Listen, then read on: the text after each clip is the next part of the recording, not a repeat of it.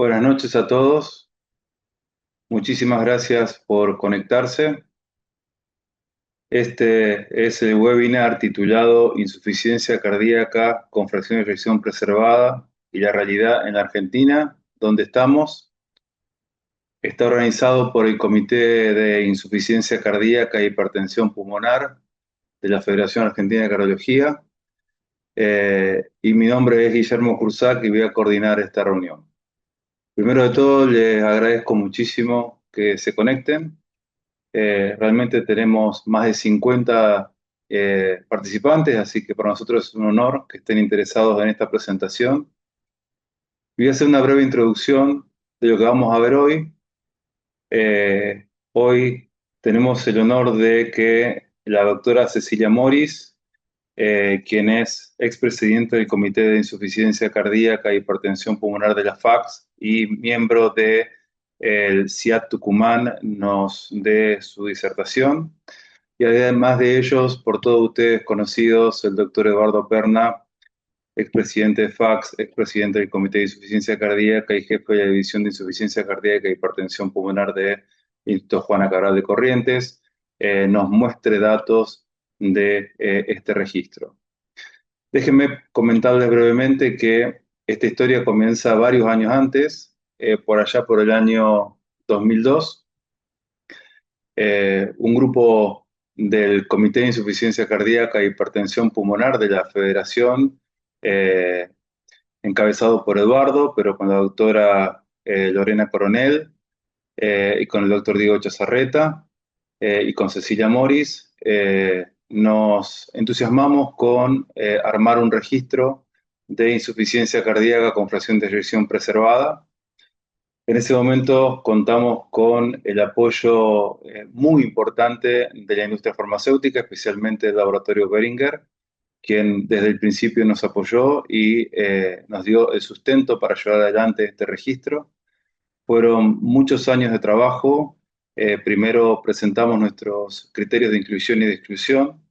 Y acá déjenme agradecer muy especialmente a todas las personas que incluyeron pacientes, sus pacientes en este registro, especialmente a los miembros del Comité de Insuficiencia Cardíaca e Hipertensión Pulmonar de la Federación. Así que con esta pequeña introducción le voy a pasar la palabra a la doctora Cecilia Moris, que nos va a contar un poquito acerca de este registro y después seguramente Eduardo nos va a mostrar algunos datos muy interesantes. Y finalmente nos acompaña un panel de expertos que nos va a ayudar un montón a entender algunos de estos datos y a pensar en voz alta qué nos quieren decir estos datos. Recuerden que los datos propios son lo más importante que tenemos en la federación, nos permiten conocer nuestra realidad y tomar decisiones. Así que nos acompaña el presidente actual del Comité de Insuficiencia Cardíaca e Hipertensión Pulmonar de AFAC, que es el doctor Juan Pablo Escalante, y una muy conocida por todos, la querida doctora Cucuyo Márquez, también de nuestro comité. Hechas las presentaciones, muchas gracias a todos y arrancamos, Cecilia. Hola, ¿cómo están? Buenas tardes, muchas gracias por estar. Yo voy a dar una pequeña introducción de lo que es la insuficiencia cardíaca con fracción de eyección preservada, por más que todos más o menos conocemos, pero lo importante acá en la frutilla de la torta es después los datos del ARFEI, ¿sí? Entonces, vamos a ver que la déficit universal de insuficiencia cardíaca con fracción de eyección preservada nos hemos basado en el registro, es que son síntomas y signos de insuficiencia cardíaca con una fracción de eyección del ventrículo izquierdo de más de 50%, con evidencia objetiva de anomalías cardíacas estructurales y o funcionales compatibles con disfunción diastólica, elevaciones de presiones de llenado y elevaciones de péptidos natriuréticos. Y de acuerdo a esta definición nos hemos basado para los criterios de inclusión en el registro. Un poquito de epidemiología general de esta enfermedad, ¿sí? La insuficiencia cardíaca va teniendo un incremento en la prevalencia entre un 1% por año aproximadamente. Sabemos que el 50% de todos los casos de insuficiencia cardíaca corresponden a la fracción de eyección preservada, sobre todo en mujeres. La prevalencia en la población general es de 1,1 a 5,5%. De las hospitalizaciones, el 36% más o menos son por insuficiencia cardíaca con fe preservada. Tiene una mortalidad que no es despreciable, ¿sí? Entre un 2,5 y un 6,5% y una alta tasa de rehospitalizaciones a los 60 y a los 90 días. Y es importante que también presenta una alta mortalidad, sobre todo a expensas de muerte no cardiovascular. Sí, cuando vemos algunos registros, sobre todo los registros actuales, vemos que la mortalidad prácticamente es similar a las otras insuficiencias cardíacas de acuerdo a la FEI. En cambio, en los estudios randomizados vemos que era un poquito menor la mortalidad, sobre todo por toda causa. El diagnóstico sigue siendo complejo, por lo tanto nos basamos en ciertos scores para tratar de evaluar si mi paciente tiene insuficiencia cardíaca con fe preservada o no. Uno de ellos es el HFpEF, que evalúa algunos parámetros como el sobrepeso, la hipertensión, la fibrilación auricular, la hipertensión pulmonar, la edad añosa o las presiones de llenado, y lo que me da un score de probabilidad de que el paciente tenga insuficiencia cardíaca con fe preservada. O también tenemos este otro score, el HFA-PEF, este algoritmo en el cual tenemos una evaluación inicial, después vamos evaluando en mayor complejidad hasta que llegamos a la etiología. Utilizando estos scores, lo que vamos a hacer es tener una probabilidad baja de tener insuficiencia cardíaca, intermedia o alta. Y si tenemos una probabilidad intermedia y todavía tenemos dudas, podremos utilizar algunos otros métodos diagnósticos. Por supuesto, siempre hay que descartar otras causas, los mímics de insuficiencia cardíaca, que serían cardiopatías infiltrativas, hipertrófica, miocarditis, alguna enfermedad pericárdica, etcétera. Entonces, para llegar al diagnóstico deberíamos descartar todas estas causas y de ahí llegar al diagnóstico de la insuficiencia cardíaca pura. Uno de los factores importantes es que estos pacientes en general tienen una mala calidad de vida, ¿sí? Vemos que se corresponde más o menos y aún peor que los pacientes con insuficiencia cardíaca con fe reducida. Por lo tanto, en el registro nos pareció importante incluir el test de calidad de vida, un cuestionario de salud, para evaluar justamente eso. Y en cuanto al tratamiento, bueno, todos sabemos que la vedette del tratamiento son los inhibidores de la SGLT2. Pero existen un montón de otros tratamientos que, de acuerdo a cada paciente, sería apropiado o no. Y esto es lo que hace complejo esta enfermedad, porque no tenemos un tratamiento estándar para esto. ¿Y por qué? Porque la insuficiencia cardíaca con fe preservada dejó de ser una entidad definida por la fracción de eyección. Ahora la tomamos como un síndrome definido por los diferentes fenotipos que tiene esta patología. Y acá podemos ver algunos ejemplos de los fenotipos más importantes que se han ido evaluando en los registros. Tenemos el metabólico obeso, por ejemplo, que tenemos obesidad, diabetes, hipertensión, que tiene una alta tasa de rehospitalización y en los cuales el enfoque terapéutico va a ser particular. Pero también tenemos otros tipos de fenotipos, el frágil añoso, que tiene FA dominante, el cardiorrenal, el que tiene más compromiso de ventrículo derecho e hipertensión pulmonar, y el fenotipo inflamatorio. Todos estos fenotipos tienen diferente pronóstico y por lo tanto tienen que tener un diferente enfoque terapéutico.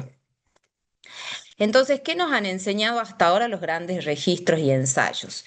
Por un lado, tenemos lo clásico que ya sabemos de los ensayos pivotales, que la edad media era entre 65 y 75 años, con una mayor prevalencia de mujeres, con una alta tasa de comorbilidades, en los cuales los registros no habían logrado mucho beneficio en mortalidad, sí en hospitalizaciones, y los ISGLT2 que disminuían los eventos y en la aparición también de las otras moléculas, los agonistas GLP-1 y los antagonistas de los receptores mineralocorticoides. Pero ¿qué pasa en los registros del mundo real? Los pacientes son mucho más complejos. Acá hay algunos de los registros que están publicados, todos a nivel mundial, no hay ninguno de Latinoamérica. Son pacientes con mayor multimorbilidad. Hay una variabilidad muy amplia en el tratamiento, tienen alta mortalidad y rehospitalizaciones, y esto ha llevado a crear una serie de modelos pronósticos para ver cómo manejamos este tipo de enfermedad. Entonces, ¿cuál es la importancia de los registros? Por un lado, como sabemos, tenemos una subrepresentación de estos pacientes y de los registros, tanto en Latinoamérica como en África. hay una gran heterogeneidad diagnóstica. Como vimos, el diagnóstico es complejo, por lo tanto, a veces no se llega al diagnóstico o el diagnóstico es tarde. Y hay una falta de un fenotipado profundo para evaluar realmente en qué grupo está mi paciente de ese fenotipo tan complejo. Y ese fenotipado profundo es lo que me va a llevar a que yo pueda instaurar una medicina personalizada, que en definitiva es lo que tenemos que llegar a lograr. Se han evaluado, gracias a estos registros, algunos modelos de estratificación de riesgo, como el modelo Life Preserve, el Emperor Preserve o el Predict HPF, derivado del estudio de Liver. Entonces, lo que trata de hacer es estratificar este grupo de pacientes en de bajo riesgo o de baja multimorbilidad, de mediana o de alta. ¿Y por qué están tratando de hacer esto? Porque son pacientes con una alta carga de comorbilidades. Tienen un riesgo basal muy alto, los que tienen, por supuesto, alto riesgo. En general tienen el mismo beneficio relativo en cuanto a los tratamientos, pero el beneficio absoluto, por supuesto, es mayor. Y esto es importante sobre todo en las épocas que hoy vivimos porque esto tiene una alta consideración costo-efectividad. Si nosotros podemos identificar estos pacientes que más se van a beneficiar con el tratamiento, podremos conseguir los recursos para estos pacientes. ¿Y cuál es la importancia entonces que necesitamos del ARFEI Preserve? Porque vamos a tener datos regionales propios, ¿sí? Muy importante. Vamos a ver qué caracterización tienen estos fenotipos, qué fenotipos locales tenemos nosotros. Vamos a evaluar qué terapias estamos utilizando y vamos a tener un impacto de los outcomes reales en nuestro país. Por lo tanto, podemos decir que los registros globales nos enseñaron el problema, ahora el ARFEI nos va a mostrar nuestra realidad y esto es lo que nos va a mostrar ahora Eduardo, sin demorarme más, porque realmente los datos de él son los importantes. Muchas gracias. Muchas gracias, doctora Moris. Cecilia, muchas gracias. Muy completa la introducción. Eduardo, te escuchamos ansiosamente. Bueno, gracias, buenas noches. De nuevo, repetir lo que dijeron anteriormente, agradecimiento a los que se conectan, a los que participaron en las distintas etapas de este proyecto, que llevó realmente mucho tiempo, y que hoy en día estamos muy contentos de poder compartirlo con ustedes. Eh, Vamos a compartir.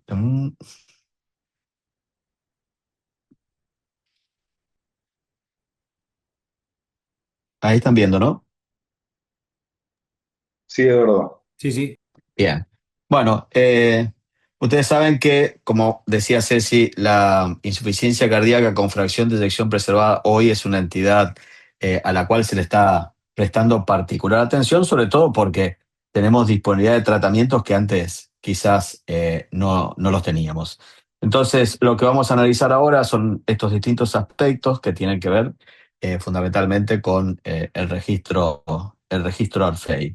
Y el primer punto es contribuir a la racionalidad. Es decir, sabemos que el problema de la IC con fracción de eyección mayor o igual a 40%, porque conceptualmente, si bien IC con fracción de eyección preservada es mayor de 50, se tiende a englobar dentro del grupo de IC con fracción de eyección preservada aquellos que tienen una fracción de eyección entre 41 y 49.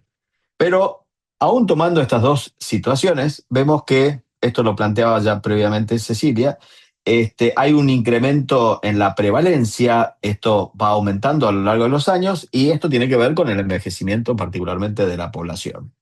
El segundo punto es que el pronóstico no es que un paciente con IC con fracción de eyección preservada en general tiene un pronóstico demasiado diferente. Si bien hay registros que dicen que que existen diferencias en la supervivencia, en general esto no es tan claro y fíjense cómo la supervivencia global a 5 años es muy similar entre pacientes con fracción de eyección preservada e incluso aquellos que tienen fracción de eyección en rango intermedio o levemente reducido. Y el tercer punto es que no solo es un tema de mortalidad, sino que es un tema de hospitalizaciones por insuficiencia cardíaca.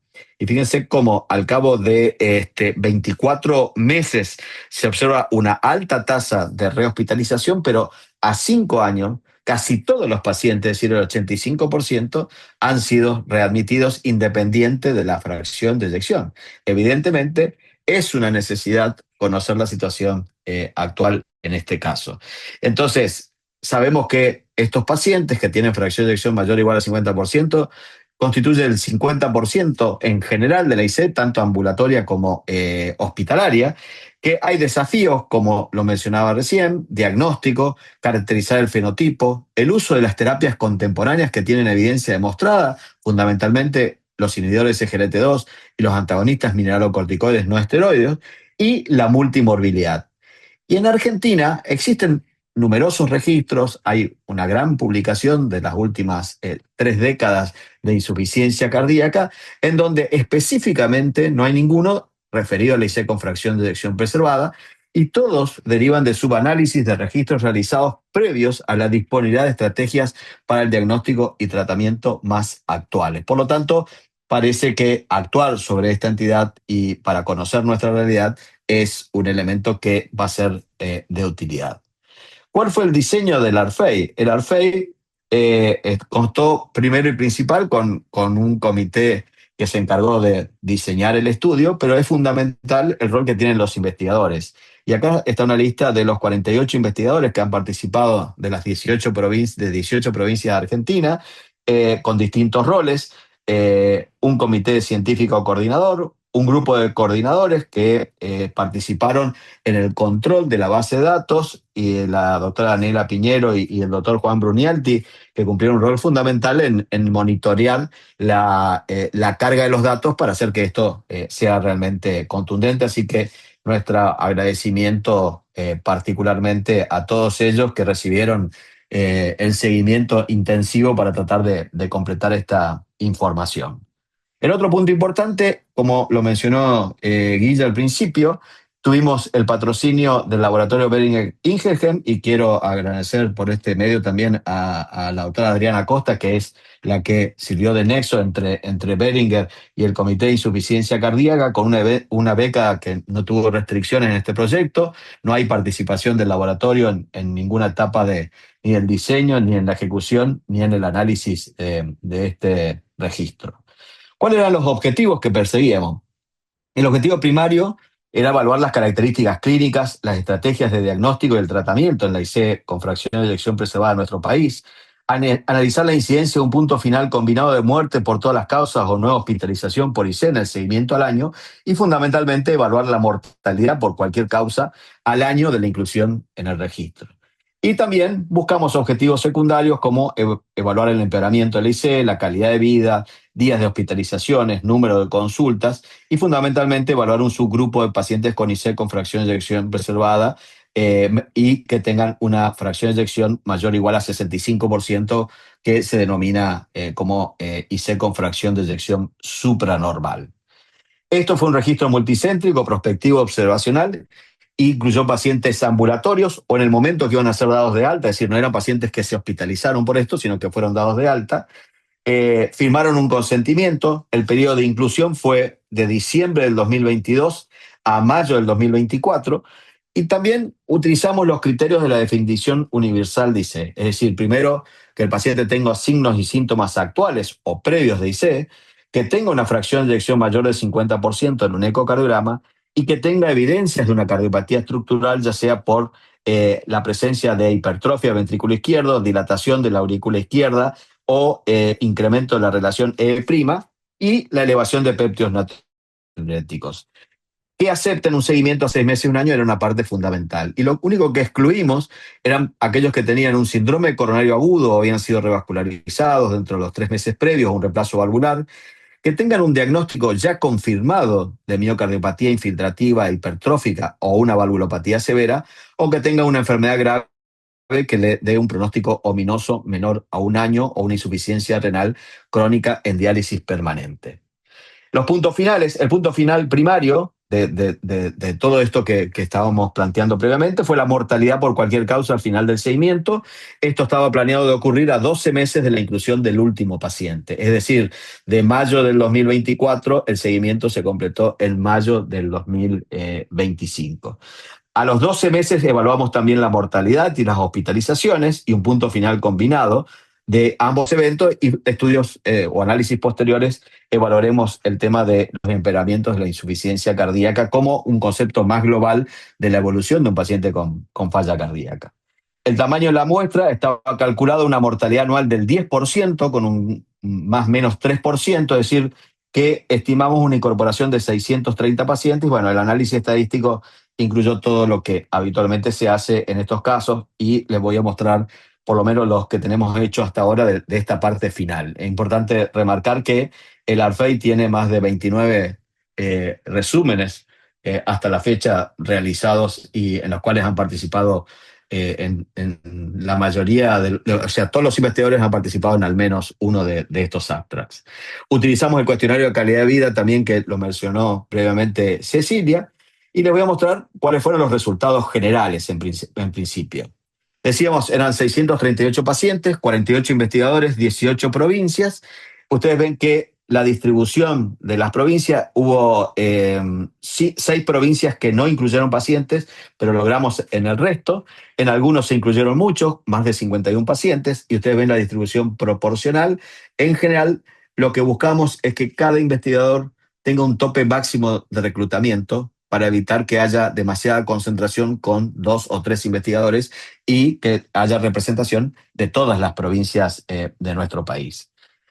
Esta población, fíjense que la proporción de mujeres era del 62%, la edad media 72 años, la presión arterial es una presión entre 131 de sistólica y casi 80 de diastólica, con un índice de masa corporal en promedio alto, y que la prevalencia de obesidad en esta población es de 50%, y solamente 17% de los pacientes tenían un índice de masa corporal normal o bajo, es decir, que el 83% de los pacientes tenían sobrepeso u obesidad. Los antecedentes quizás más importantes: la enfermedad renal crónica, la mitad de los pacientes, hipertensión el 90%, fibrilación auricular el 40% y enfermedad coronaria 24%, y EPOC o apnea del sueño 14%. No todos los pacientes tenían NT-proBNP, pero aproximadamente el 57% de los pacientes se midió, y en los valores tanto del PRO o del BNP eran valores altos. La fracción de eyección, como es en base a las características del registro, estaba en un rango entre 50 y 84, y la media fue de 60,5, y había un 27% de pacientes que tenían una fracción de eyección mayor o igual a 65%.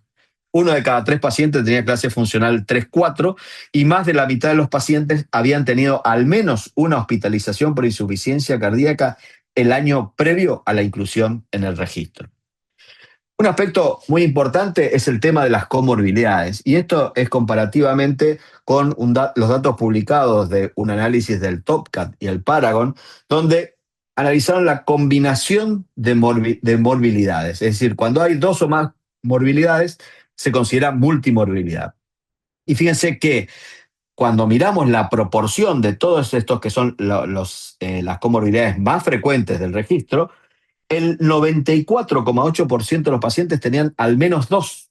Y fíjense que de las primeras entran la hipertensión arterial, la enfermedad renal crónica, la obesidad, la diabetes, la fibrilación auricular. Es decir, condiciones cardiorrenometabólicas altamente prevalentes en esta población. Y el otro aspecto fundamental es que la mediana de comorbilidades por paciente era de 4, con un rango entre 3 y 5. Es decir, eran pacientes que tenían una alta combinación de condiciones asociadas, lo cual es típico de la IC con fracción de eyección preservada. ¿Cuál fue la evaluación de estos pacientes? Y bueno, lo que se hace habitualmente es esto, es decir, hacer un ecodoppler, hacer un electro, hacer laboratorio. Allí hay un error en el orden. El electrocardiograma es 100%, el ecodoppler es 100%, el laboratorio es 98,3% y los péptidos natriuréticos es 57%. La búsqueda de isquemia 39%. Casi en el 60% se hizo una cinecoronariografía, pero los 3 últimos, ecoejercicio, cateterismo derecho y pirofosfato, fueron entre 0,7, 2 y 4,8%. Es decir, muy bajo uso de estrategias que están recomendadas en esta población. Fíjense que de los pacientes que tenían, que se digamos que se planteaba si hacíamos o no hacíamos cinecoronografía, 40% no se le planteó hacer la cinecoronografía. Y a los pacientes que sí se le hizo, un 26% tenían enfermedad coronaria y un 34% tenían arterias coronarias normales. Y cuando lo que se hizo es una centellografía con bifosfonato, la mitad de los pacientes tenían un Perugini 0, pero había una proporción de casi 22% de los que iban al estudio, es decir, 1 de cada 4 o 5 que tenían una cámara gamma o una centellografía cardíaca positiva para amiloidosis. Por lo tanto, creo que es un hecho importante tener presente que esto debería hacerse en la mayoría de los pacientes. Cuando miramos el aspecto del tratamiento, este es el tratamiento basal, es decir, cuando el paciente incluía en el estudio. Y fíjense que los pacientes recibían inhibidores SGLT2 y antagonistas de receptores mineralocorticoides más o menos en la misma proporción, 42%.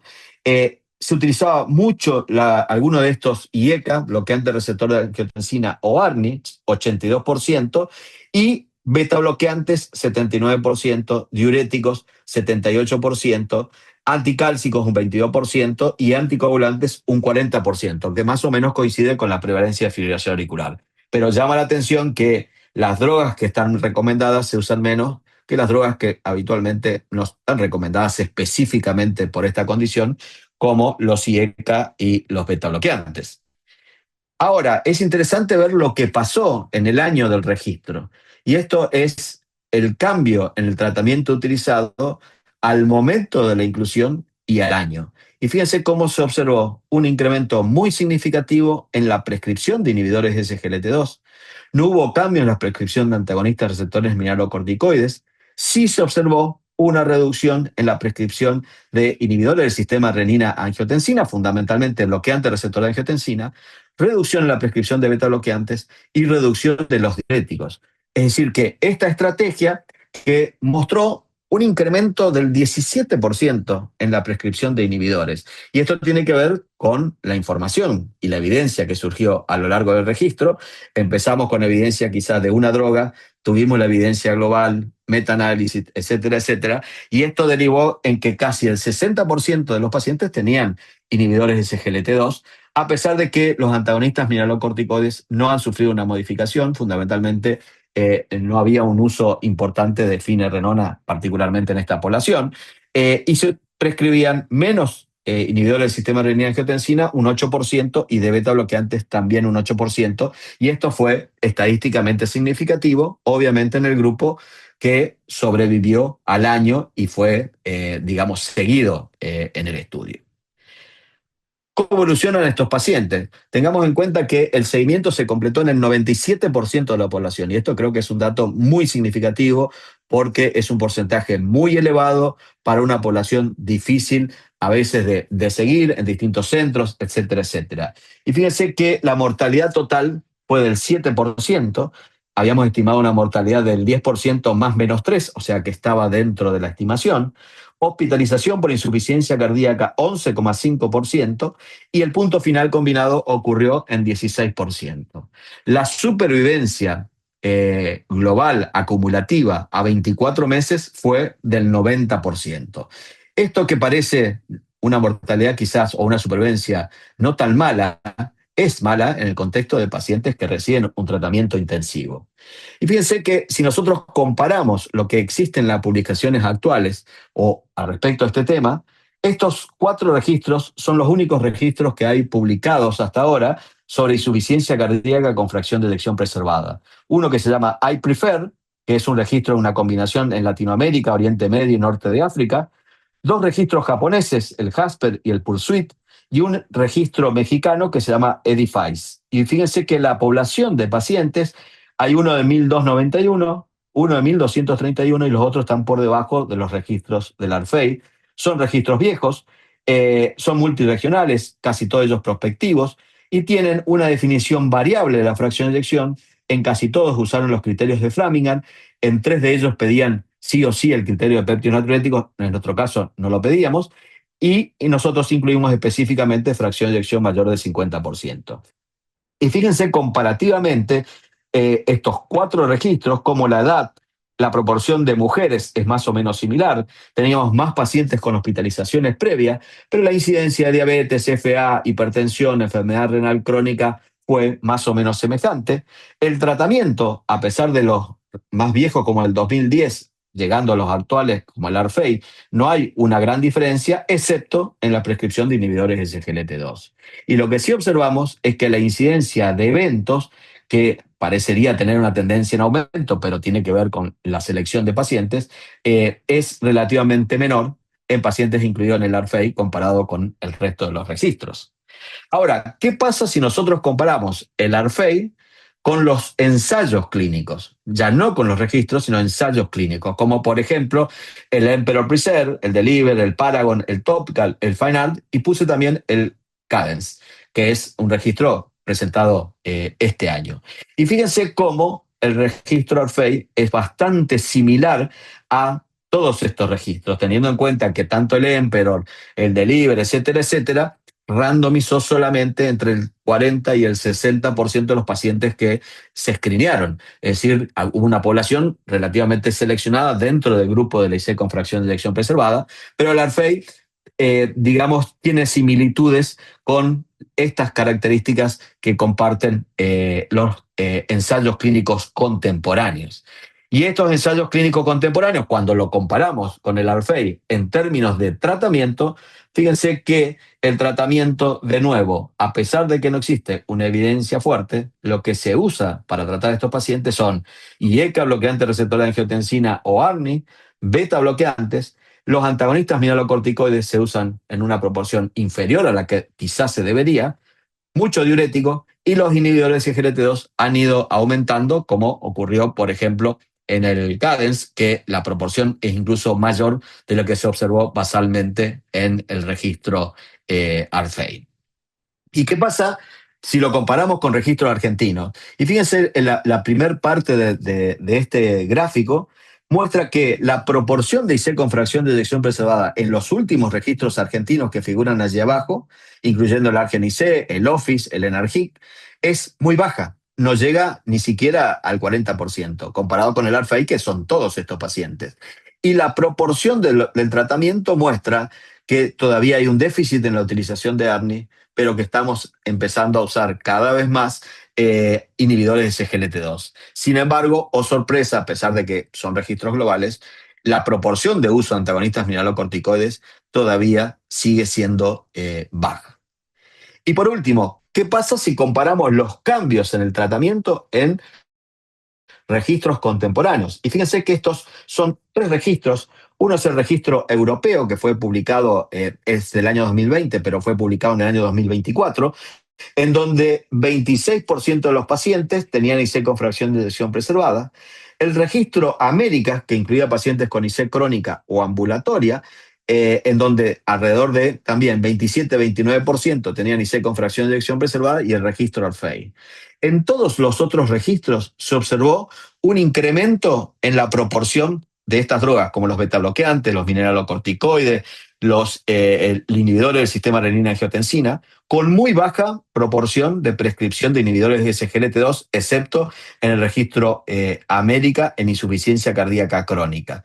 Pero siempre hubo un incremento. Fíjense que en el Arfei lo que observamos es una reducción, como mostraba hoy, en la prescripción de drogas que quizás tienen menos evidencia, menos usos de diuréticos y mayor uso de inhibidores SGLT2 dentro de esta población.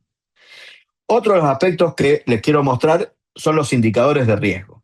Y fíjense que dentro de la estratificación de riesgo y el análisis univariado, encontramos que estas variables que ven aquí, obesidad, diabetes, como factores que reducen el riesgo, la hospitalización en el año previo, la clase funcional 3-4, la anemia, la presión sistólica menos de 130 milímetros de mercurio, el sodio menos de 135 y la presión pulmonar estimada por eco mayor de 40 e incluso el cuestionario EQ5D menos de 60 eran predictores univariados. Sin embargo, los 3 predictores multivariados de evolución en esta población fueron la hospitalización por insuficiencia cardíaca el año previo, la hipertensión pulmonar detectada por ecocardiograma y la hiponatremia, es decir, un sodio menor o igual a 136.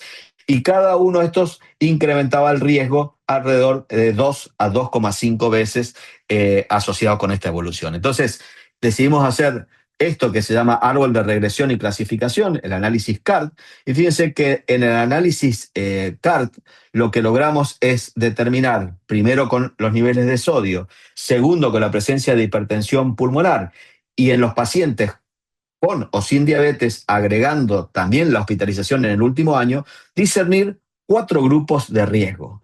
Estos 4 grupos de riesgo eran diferentes si nosotros aplicábamos un criterio del número de variables presentes de esas 3 que les dije al principio, o si analizábamos a través del CART. Y fíjense que la proporción, por ejemplo, de bajo riesgo, es decir, que no tenía ninguna variable, era solamente el 25%. Sin embargo, el bajo riesgo en el CART representa el 44,9%, y el grupo de riesgo intermedio, alto y alto también es mucho mayor en las categorías del CART. ¿Cuál fue la evolución según este riesgo? Y fíjense que la supervivencia, según el número de variables presentes, nos muestra que si un paciente no tenía ninguna de esas 3 variables, tiene una supervivencia absolutamente muy buena. Si tenía una o 2 variables, una supervivencia intermedia, y si tenía las 3 variables, la supervivencia era muy mala, muy tempranamente, y eso seguía disminuyendo a lo largo del tiempo en los primeros 24 meses. Entonces, la presencia de un predictor incrementaba el riesgo 5 veces, de 2 predictores 6 veces, y tener 3 predictores incrementaba 26 veces el riesgo de mortalidad al final del seguimiento. Y si lo analizábamos a través del registro CART, estos eran los grupos. El grupo de bajo riesgo es aquel que no tiene hiponatremia, no tiene diabetes y no tiene hospitalizaciones, o no tiene hiponatremia, tiene diabetes, pero no tiene hipertensión pulmonar, sería el grupo de riesgo 1. Y ese grupo tenía 96% de supervivencia. Y en el otro extremo, el paciente que tiene hiponatremia e hipertensión pulmonar tiene un riesgo de, digamos, una supervivencia de solamente 65%. Es decir, un riesgo que incrementa 11 veces en comparación con el grupo de bajo riesgo. Es decir, con 3 herramientas muy sencillas, uno puede estratificar el riesgo de esta población en particular. Simplemente para mencionar algunos análisis, la enfermedad coronaria en estos pacientes, comparamos la evolución de los pacientes que no se habían hecho cateterismo, de los que tenían enfermedad coronaria y de los que no la tenían. Fíjense cómo la supervivencia es muy similar en los 3 grupos, pero claramente dentro del grupo de pacientes que no tenían una cinecoronariografía había factores que compartían con los coronarios y con los no coronarios.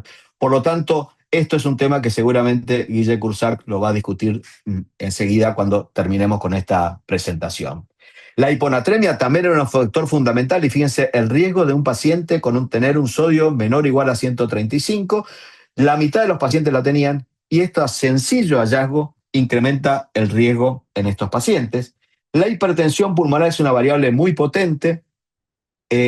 Nosotros definimos hipertensión pulmonar por una sistólica estimada por eco mayor o igual a 40 milímetros de mercurio. Estos pacientes claramente eran pacientes más añosos, tenían más obesidad, tenían mayor dilatación de la aurícula izquierda, y también claramente tenían una diferencia en la supervivencia a los 24 meses.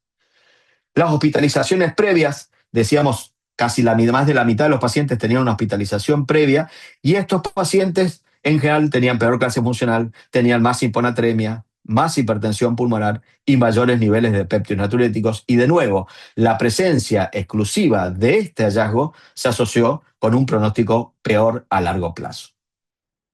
¿Cuáles son las limitaciones y las implicancias clínicas para ir terminando? Digamos que las fortalezas podríamos mencionar que tiene un diseño prospectivo, es un estudio multicéntrico, tiene una población homogénea porque tiene criterios de selección muy estrictos, refleja la práctica habitual de nuestro país. ¿Por qué? Porque en nuestro país no es común que todos tengamos acceso a los péptidos natriuréticos, entonces no podemos incluir un criterio que en general no lo utilizamos, y tiene un seguimiento alejado en el 97% de la cohorte. Pero tiene limitaciones como todo tipo de registro. El primero es la voluntariedad, y por eso remarcamos la felicitación y el agradecimiento a todos los investigadores, en donde el investigador que está más motivado incluye más pacientes que el que no está motivado. Y esto lo tratamos un poco de controlar, limitando el número de casos a incluir por cada investigador. La participación exclusiva de integrantes del comité no es un dato menor, porque esto podría reflejar quizá un escenario más favorable de lo que ocurre en la práctica habitual, en donde el que maneja a estos pacientes o es un cardiólogo no especialista en IC o es un no cardiólogo. Y finalmente, esto que mencionaba, que los péptidos natriuréticos no fue un requerimiento, pero esto es el fiel reflejo de lo que ocurre en nuestra práctica. Como implicancias clínicas, podemos decir que la identificación precisa de estos pacientes requiere que hagamos un reconocimiento rápido de sujetos con probabilidad elevada de padecerla, y eso lo vamos a ver cuando analicemos los scores en esta población. Es fundamental identificar pacientes de alto riesgo con métodos sencillos, y fíjense que hay 3 variables muy claras que nos ayudan a esta estrategia. Aplicar algoritmos secuenciales permitirá seleccionar subgrupos que puedan beneficiarse de tratamientos específicos, es decir, utilizar las herramientas recomendadas nos permite seleccionar aquellos individuos que se pueden beneficiar con intervenciones dirigidas a puntos específicos o a fenotipos específicos. Mejorar las estrategias terapéuticas redundará en reducir la alta incidencia de eventos y permite este registro reconocer la brecha que existe entre la realidad que hay en nuestro país y las intervenciones recomendadas. Por lo tanto, es una tarea que a partir de estos datos deberíamos mejorar la educación, tanto a la comunidad médica como a los financiadores, para tratar de cubrir el tratamiento de estos pacientes. Como mensajes finales, diría que la IC con fracción de eyección preservada en Argentina se caracteriza por el predominio de mujeres, individuos añosos, multimorbilidad y alta incidencia de eventos, que la evaluación que se hace de manera rutinaria se basa en fundamentalmente estrategias no invasivas, ecodoppler, alta búsqueda de alta proporción de la búsqueda de enfermedad coronaria, pero baja utilización de los métodos adicionales, y hacia eso debemos apuntar para mejorar nuestro diagnóstico. Que el tratamiento con inhibidores SGLT2 y antagonistas mineralocorticoides, en menos de la mitad de los casos, indica que existe una brecha, como lo mencionábamos antes, con las recomendaciones actuales. Que los parámetros vinculados a la severidad de la IC son marcadores de riesgo a largo plazo, y esto creo que puede sugerir quizás un cambio en algunos paradigmas, donde estos resultados sugieren que la búsqueda de IC con fracción de eyección preservada debería hacerse en individuos con componentes cardiorrenometabólicos, como vimos hoy, pero que el pronóstico indefectiblemente está ligado a la presencia y a la severidad de la congestión. Bueno, aquí terminamos. Bueno, Eduardo, la verdad es que muchísimas gracias. Seguramente todos los participantes, los más de 60 participantes, disfrutaron tanto como yo de escuchar todo este análisis muy exhaustivo. Pero bueno, tenemos acá colegas que seguramente tienen un montón de preguntas o comentarios. Si quieren, empezamos con la doctora Cucuyo Márquez. Cucu. Hola a todos, buenas noches. Bueno, yo no más que felicitaciones a todo el comité y a quienes manejaron la idea y este proyecto inicialmente, y a todos los que reclutaron sus pacientes para que hoy conozcamos la realidad argentina. Yo creo que hay que destacar de lo que se presentó hoy la validez que tiene este registro por tener un carácter prospectivo, por tener también un espíritu federal, porque incluyó 18 provincias de la Argentina, y yo creo que eso también es importante destacarlo. No está limitado a un área en particular, sino que realmente tenemos datos federales, y eso es muy bueno para conocer qué está pasando en el país. Que haya tenido un seguimiento completo, más del 97%, también es destacable porque implicó mucho esfuerzo y mucho trabajo poder seguir en el tiempo que esto duró a la mayoría de la población. Por lo tanto, los datos que tenemos nos permiten sacar una conclusión como la que hoy presentó Eduardo. Y algo muy interesante de ver es que durante el registro hubo, creo que un 17% de pacientes que aumentaron la indicación de inhibidores de SGLT2, lo que habla de una migración activa en cuanto a la prescripción, y una cuestión de educación continua que ha llevado a que los colegas y muchos de estos pacientes que no tenían un inhibidor lo tengan. Y también un aprendizaje en tiempo real, porque hemos visto cómo ha disminuido el beta bloqueante cuando en el medio de que se estaba haciendo este registro empezaron a salir algunas novedades, que tal vez no era una droga tan buena para todos los pacientes con insuficiencia cardíaca y fracción de eyección preservada, y solo para un grupo de pacientes como los isquémicos o los que tienen fibrilación auricular. Eh, yo quiero destacar también el hecho de que este registro haya tenido confirmación por definición universal y clasificación de insuficiencia cardíaca no solo se basó en los criterios clínicos de Framingham, sino que tuvimos la posibilidad que el 100% de los pacientes tuvo un ecocardiograma, lo que confirma el daño estructural y probablemente evidencia de congestión. Nos faltó el ProBNP, pero como bien dijo Eduardo, creo que no siempre lo podemos hacer, uno sabe que hay que hacerlo, pero tal vez haya un grupo de pacientes en donde sí hay que hacerlo, que es en donde hay duda diagnóstica. Y yo creo que ahí se podría haber reforzado que cuando había duda diagnóstica, el ProBNP era necesario hacer. Entonces creo que si bien por ahí no podemos a todos, hay un grupo en donde sí debemos realizar este biomarcador frente a la duda clínica. Y bueno, para que también Juan Pablo dé su opinión, yo solo tiro la idea de la búsqueda etiológica y cómo por ahí nos falta ver si realmente no están mezcladas otras etiologías dentro de lo que hoy definimos como insuficiencia cardíaca y fracción de eyección preservada, sobre todo las enfermedades infiltrativas por el bajo estudio o volumen de métodos complementarios que se hizo. Y te dejo, Guillermo, para el comentario también de la coronariografía, porque creo que vos vas a hacer hincapié en eso. Muchísimas gracias, Cucú. Sí, ahora conversamos. Primero me gustaría escucharlo al doctor Escalante, Juanpi. Bueno, gracias Guille, felicitaciones en primer lugar, me sumo a todo lo que dijo Cucú. La verdad que es un esfuerzo y un trabajo enorme que lo hemos vivido y lo hemos visto a lo largo de estos años de todo el comité y sobre todo del comité organizador, ¿no? Que estuvo al frente de esto y con gran dedicación, así que felicitaciones por el esfuerzo y el compromiso de siempre. Es muy importante que es un registro vivo, como dijo Cucú. Hoy por hoy hablamos mucho de insuficiencia cardíaca con FEI preservada y esto de buscar ha cambiado un poco la definición. Estamos todavía encontrando el punto de corte de la FEI y me parece sumamente interesante aportar datos locales y completos, ¿no? Eh, Así que bueno, nada, un poco redundar en eso, en la felicitación. A mí me parece muy interesante hoy por hoy, navegando un poco en las etiologías y en los fenotipos de pacientes. Hace poco salió un artículo del doctor Packer hablando sobre la obesidad como quizá la responsable en gran parte de todo esto. Así que yo le quería preguntar a Ceci y a Eduardo qué pensaban. Vieron que, bueno, estamos haciendo un análisis, pero en la obesidad no dio como un factor independiente de riesgo. Bueno, si podían desarrollar un poco al respecto de ese tema, ¿no? Porque no marcó como un factor pronóstico. Sí, ¿cómo estás? Creo yo bueno, hablamos de lo mismo, ¿no? El tema de los fenotipos. Yo creo que el registro nuestro, bueno, ya vamos a mostrar esos resultados, pero nos dio que quizás pacientes muy metabólicos, como el obeso o el diabético, no tenía quizás peor pronóstico.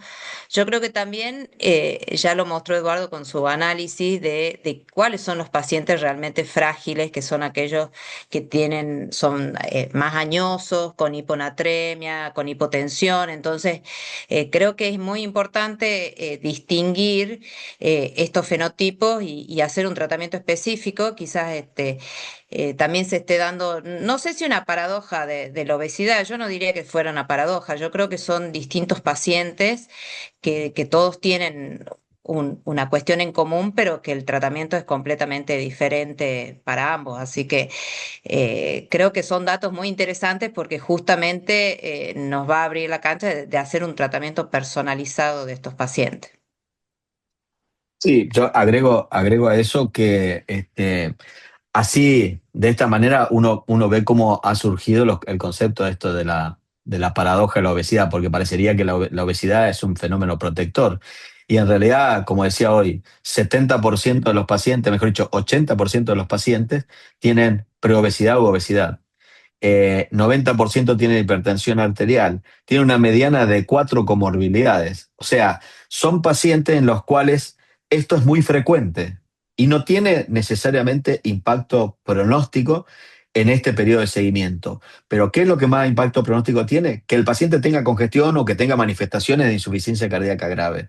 Entonces, creo que eso en parte refleja que estos pacientes no solamente son pacientes con obesidad e hipertensión, sino que además tienen insuficiencia cardíaca. Y me parece que eso habla de la homogeneidad de lo que queríamos ir a encontrar. Pero lo hemos discutido todos y quizá uno no esperaba que ninguna de esas variables quede. como por ejemplo la enfermedad renal o la obesidad y la diabetes. Pero sin embargo, creo que no invalida el hecho de que cuando un paciente se presenta con obesidad, hay que tener presente que quizás no es el paciente más grave, pero cuando el paciente se presenta con hipertensión pulmonar, no importa si tiene obesidad, no importa lo que tenga, si tiene hipertensión pulmonar, hiponatremia o ha sido hospitalizado, es un paciente grave. Y hacia ese está el foco. Creo que hay que seguir buscando en los pacientes con síndrome cardiorrenometabólico quién es el paciente que tiene IC, como lo dijimos en la conclusión, y estos datos no invalidan eso, sino que simplemente el pronóstico en este caso fue prendido por otro lado, no por el perfil clínico. Vamos a tener un análisis seguramente muy pronto de los clústeres, es decir, las características de estos pacientes y cómo el fenotipificar específicamente en la Argentina puede predecir la evolución. Así que estamos esperando el dato de la doctora Lobo Márquez, que no estoy spoileando nada, pero bueno, estoy presentando la futura línea de investigación. Pero todos esperamos qué dice Guille de la enfermedad coronaria. Es la frutilla del postre, como decía Ceci. Gracias, Eduardo. Mira, justo quiero aprovechar porque tenemos poquito tiempo, pero voy a leer algunas de las preguntas del público. Y la primera pregunta es de Lucio Marino y dice, ¿el porcentaje de pacientes con cateterismo es el habitual? En mi práctica como trabajo con una población frágil es menor, pero me gustaría saber si es lo que observa en la práctica. Gracias. La verdad que este es un tema que personalmente me apasiona, pero que está muy de moda hoy en día, es hablar de la etiología isquémica de insuficiencia cardíaca y sobre todo cuál es la manera de estudiar a estos pacientes, ¿no? Han perdido un poco de vigencia y están en discusión los métodos no invasivos por su sensibilidad y especificidad, por lo cual creo que amerita seguir hablando de este tema. Yo no tengo la respuesta de si realmente hay que hacerle una angiografía coronaria a todo el mundo. Lo que sí se puede ver es que hay mayor tendencia a hacer angiografía coronaria de insuficiencia cardíaca que antes, y eso es una muy buena noticia, porque en insuficiencia cardíaca con fracción de eyección reducida, la angiografía coronaria nos determina qué pacientes son isquémicos y eso determina qué pacientes tienen mejor o peor pronóstico. En preservada vamos a hacer un signo de pregunta y lo vamos a ver o discutir en el congreso próximo de la FAC, que vamos a tener un póster sobre esto y una mesa para hablar de este punto, y les prometo que vamos a discutir un poco más y les voy a mostrar algunos datos de qué impacto tiene el pronóstico de la angiografía coronaria en estos pacientes, en este grupo de pacientes con fracción preservada. Dos preguntas más cortitas para los expositores. Carlos Enrique Mendoza dice, ¿los betabloqueantes son no recomendadas en la insuficiencia cardíaca preservada? La pregunta es si no están recomendados. En Bueno, realidad, primero, no hay evidencia con los betabloqueantes de beneficio en IC con fracción de eyección preservada. Uno recuerda el estudio senior, definida la IC con fracción de eyección preservada como más de 35%, con una evidencia relativamente frágil, pero hay datos que indican que dentro del mecanismo fisiopatológico de estos pacientes con IC está la incompetencia cronotrópica. Y se vio que si uno está forzando la prescripción de betabloqueantes, bajando la frecuencia cardíaca en estos pacientes, le genera mayor limitación en el ejercicio. Entonces, los estudios con test de ejercicio cardiopulmonar en estos pacientes demostraron que el retiro de betabloqueante tiene más beneficio que mantener el tratamiento. Por lo tanto, no hay que empecinarse, excepto que tenga otra indicación, pero la IC con fracción de eyección preservada pura y exclusivamente no tiene una indicación formal de betabloqueante, sobre todo si tiene incompetencia cronotrópica. gracias, Eduardo. Por último, una pregunta del doctor Diego Picchio. En el análisis, la combinación de hiponatremia e hipertensión pulmonar identifica el mayor riesgo. ¿Creen que estas comorbilidades son simplemente marcadores de enfermedad avanzada o verdaderos blancos terapéuticos que podrían modificar el pronóstico? Bueno, en ese tema está la búsqueda de la evidencia actual, ¿no es cierto? Creo que en eso el registro Alfei viene a caer en el momento justo de la investigación del rol que tiene la hipertensión pulmonar asociada a enfermedad como es del corazón izquierdo, y sobre todo en los pacientes que tuviesen resistencia vascular pulmonar elevada. Esto no lo tenemos. Yo creo que puede ser un blanco terapéutico. Me parece que hay estudios en curso. Bueno, se presentó el estudio Cadence, que creo que sorprendió a muchos. Y hay muchos estudios que vienen de cómo tratar con distintas cosas, desde poner levosimendan hasta poner vasodilatadores pulmonares o drogas que actúan sobre las activinas. Así que hay toda una investigación, pero personalmente me parece que quizás la hiponatremia puede ser un marcador, pero la hipertensión pulmonar es un blanco terapéutico factible. Bueno, son las 8:02. La verdad es que fue una gran presentación. Quiero especialmente remarcar de que este registro es el éxito de un montón de gente que trabajó en esto desde hace 3 años, desde 2022, lo dije mal al principio, no de 2002, desde el 2022.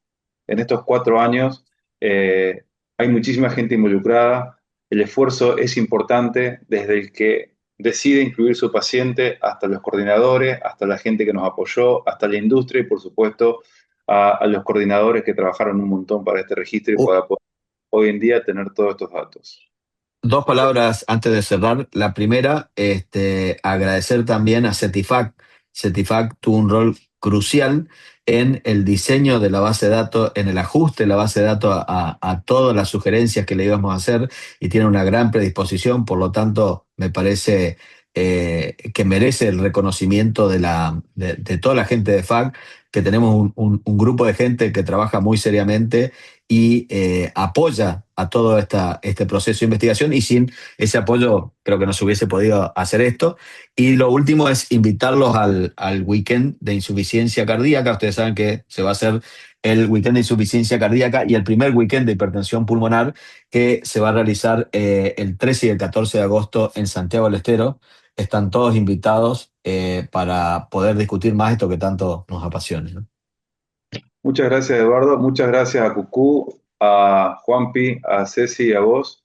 Gracias, Jorge, no solamente por el apoyo de Certifac, sino por armar esta reunión. Y no solamente en el weekend, sino que en el próximo congreso de la Federación de Cardiología en Rosario. Nos vamos a ver, van a escuchar un montón sobre el registro ARFE Pricer y ojalá que podamos encontrarnos y además pasar un buen momento. Muchas gracias a todos y nos vemos pronto. Gracias. Gracias. Chao, chicos. Chao, chao. Chao, Chao, chao. chao.